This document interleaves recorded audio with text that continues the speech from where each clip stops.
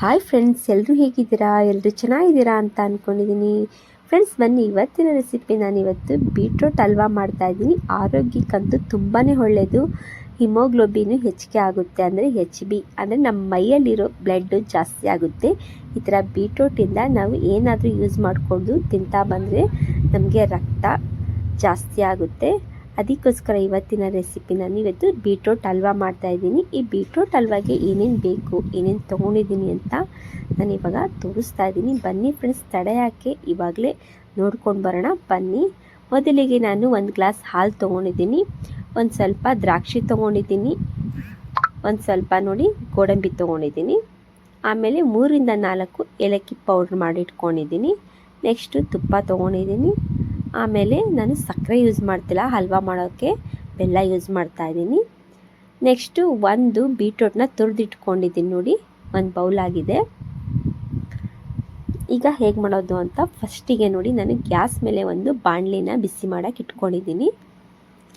ಈ ಬಿಸಿ ಮಾಡೋಕ್ಕೆ ಇಟ್ಕೊಂಡಿದ್ದೀನಿ, ಬಿಸಿ ಆಗಿದೆ. ಇವಾಗ ಇದಕ್ಕೆ ನಾನು 2 ಸ್ಪೂನಷ್ಟು ತುಪ್ಪ ಹಾಕ್ಕೊಳ್ತಾ ಇದ್ದೀನಿ.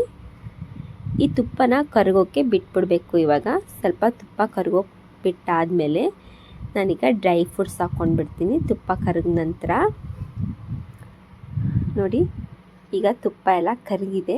ಇವಾಗ ನಾನು ಸ್ವಲ್ಪ ಮೊದಲಿಗೆ ಗೋಡಂಬಿ ಹಾಕ್ಕೊಂಡ್ಬಿಡ್ತೀನಿ. ಈಗ ಗೋಡಂಬಿ ಮತ್ತು ದ್ರಾಕ್ಷಿ ಎರಡೂ ಒಟ್ಟಿಗೆ ಹಾಕ್ಕೊಂಡ್ಬಿಟ್ರೆ ದ್ರಾಕ್ಷಿ ಬೇಗ ಇದಾಗುತ್ತೆ, ಬೇಯುತ್ತೆ. ಈಗ ಗೋಡಂಬಿ ಸ್ವಲ್ಪ ಲೇಟ್ ಆಗುತ್ತಲ್ಲ, ಅದಕ್ಕೆ ಒಂದೊಂದು ಸೀದೋಗುತ್ತೆ. ಅದಕ್ಕೋಸ್ಕರ ನಾನು ಬೇರೆ ಬೇರೆಯೇ ಫ್ರೈ ಮಾಡ್ಕೊಳ್ತೀನಿ. ನೋಡಿ, ಈ ಥರ ಫ್ರೈ ಆಗಿದೆಯಲ್ಲ, ಇನ್ನೊಂದೆರಡು ನಿಮಿಷ ನಾವು ಗೋಲ್ಡನ್ ಕಲರ್ ಬರೋ ತನಕ ಹುರ್ಕೊಂಡ್ಬಿಡೋಣ.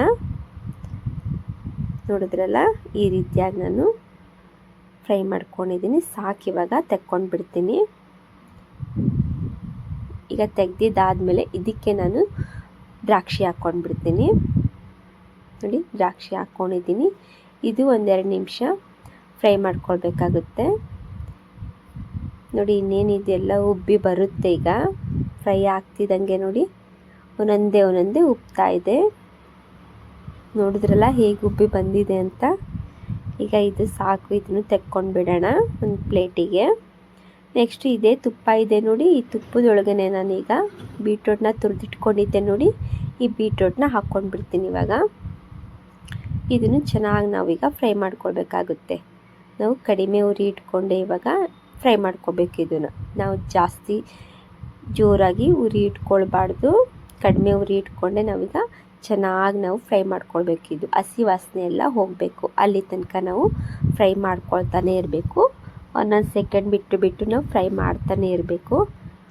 ನೋಡಿ, ಈಗ ಇನ್ನೊಂದು ಸ್ವಲ್ಪ ನಾನು ತುಪ್ಪ ಹಾಕ್ಕೊಳ್ತೀನಿ. ಇವಾಗ ಇದಕ್ಕೆ ನಾವು ಸ್ವೀಟ್ಗಳಿಗೆ ಎಷ್ಟು ತುಪ್ಪ ಹಾಕಿದ್ರೂ ಅಷ್ಟು ಟೇಸ್ಟ್ ಕೊಡುತ್ತೆ. ಸ್ವೀಟ್ಗಳು ತುಂಬಾ ರುಚಿಯಾಗಿರುತ್ತೆ ತುಪ್ಪ ಬಳಸೋದ್ರಿಂದ. ನೋಡಿ, ನಾನು ಇನ್ನೊಂದು 2 ಸ್ಪೂನಷ್ಟು ತುಪ್ಪ ಹಾಕ್ಕೊಂಡಿದ್ದೀನಿ. ಇವಾಗ ಚೆನ್ನಾಗಿ ಒಂದ್ಸಲಿ ಇನ್ನೂ ಹುರ್ಕೊಳ್ತೀನಿ ನಾನು ಇದನ್ನು, ಅಂದರೆ ಎಲ್ಲ ವಾಸನೆ ಹೋಗಬೇಕಲ್ಲ, ಇನ್ನೂ ಹಸಿ ವಾಸನೆ ಇದ್ದೇ ಇರುತ್ತೆ. ಅದಕ್ಕೋಸ್ಕರ ನಾನು ಇನ್ನೊಂದು ಸ್ವಲ್ಪ ತುಪ್ಪ ಹಾಕ್ಕೊಂಡು ಇನ್ನೂ ಚೆನ್ನಾಗಿ ನಾನು ಕಡಿಮೆ ಉರಿ ಇಟ್ಕೊಂಡೇ ಚೆನ್ನಾಗಿ ಫ್ರೈ ಮಾಡ್ಕೊಳ್ತೀನಿ. ಇದೆಲ್ಲ ವಾಸನೆ ಹಸಿದು ಹೋಗಿಬಿಟ್ರೆ ನಮಗೆ ಇದ್ರ ವಾಸನೆ ಬರೋದಿಲ್ಲ. ಇವಾಗ ಇದಕ್ಕೆ ನಾನು ಹಾಲು ಹಾಕ್ಕೊಂಡ್ಬಿಡ್ತೀನಿ, 1 ಗ್ಲಾಸ್ ಹಾಲು. ನೋಡಿ, ಇವಾಗ ಇಷ್ಟು ನಮಗೆ ಸಾಕು ಫ್ರೆಂಡ್ಸ್. ಈಗ ಹಾಲು ಹಾಕ್ಕೊಂಡ್ಬಿಡೋಣ. ಇವಾಗ ಒಂದ್ಸಲಿ ಮಿಕ್ಸ್ ಮಾಡ್ಕೊಳ್ಬೇಕಾಗುತ್ತೆ ಹಾಲು ಹಾಕಿದ ನಂತರ. ನೋಡಿ, ಈಗ ಮಿಕ್ಸ್ ಮಾಡ್ಕೊಂಡಾದ್ಮೇಲೆ ಇವಾಗಲೇ ನಾನು ಇದಕ್ಕೆ ಬೆಲ್ಲ ಹಾಕ್ಕೊಂಡ್ಬಿಡ್ತೀನಿ. ನಾನು ಶುಗರ್ ಯೂಸ್ ಮಾಡ್ತಿಲ್ಲ, ಬೆಲ್ಲ ಯೂಸ್ ಮಾಡ್ತಾಯಿದ್ದೀನಿ.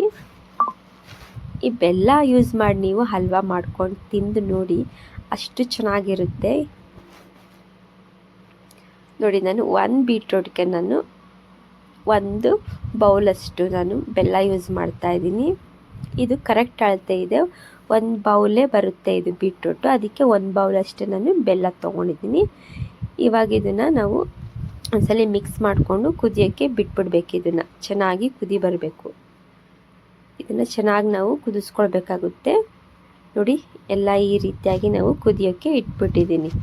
ಇದು ಇನ್ನೊಂದೆರಡು ನಿಮಿಷ ನಾವು ಇದೇ ರೀತಿಯಾಗಿ ಕುದಿಸ್ಕೋಬೇಕು. ಇನ್ನೊಂದು ಸ್ವಲ್ಪ ನೀರು ಹೋಗಬೇಕು. ಇವಾಗ ನೋಡಿ ಇಷ್ಟಾಗಿದೆಯಲ್ಲ, ಈ ಸಮಯಕ್ಕೆ ನಾನು ರವೆ ಹಾಕ್ಕೊಳ್ತೀನಿ.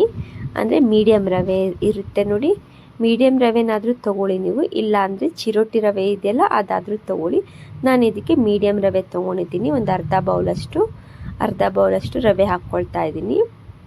ಇದನ್ನೇನು ರವೆ ಏನು ಉರಿಯೋ ಅವಶ್ಯಕತೆ ಇರೋದಿಲ್ಲ, ಹಾಗೆ ಹಾಕ್ಕೊಳ್ಬೋದು, ಪರವಾಗಿಲ್ಲ.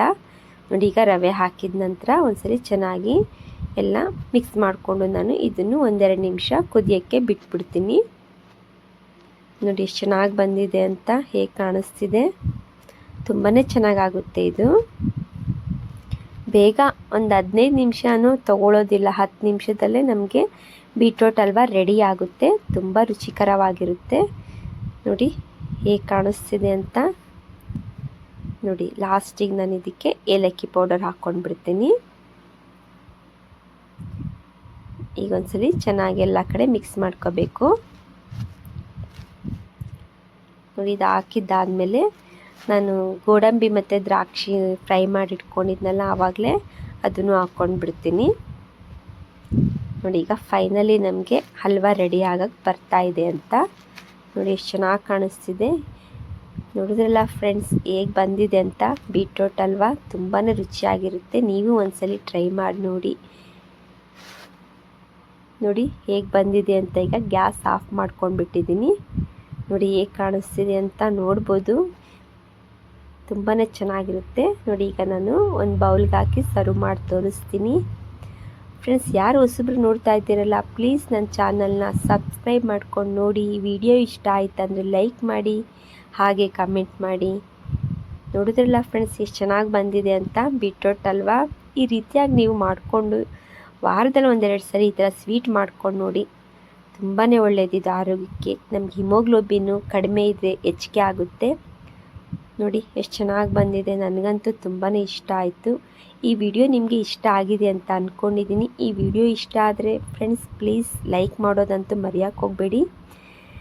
ಕಮೆಂಟ್ ಮಾಡಿ, ಶೇರ್ ಮಾಡಿ. ನೋಡಿದ್ರಲ್ಲ ಫ್ರೆಂಡ್ಸ್, ಮತ್ತೆ ನೆಕ್ಸ್ಟ್ ವಿಡಿಯೋದಲ್ಲಿ ಮತ್ತೆ ಬರ್ತೀನಿ. Thank you for the watching. Okay friends, okay, bye bye.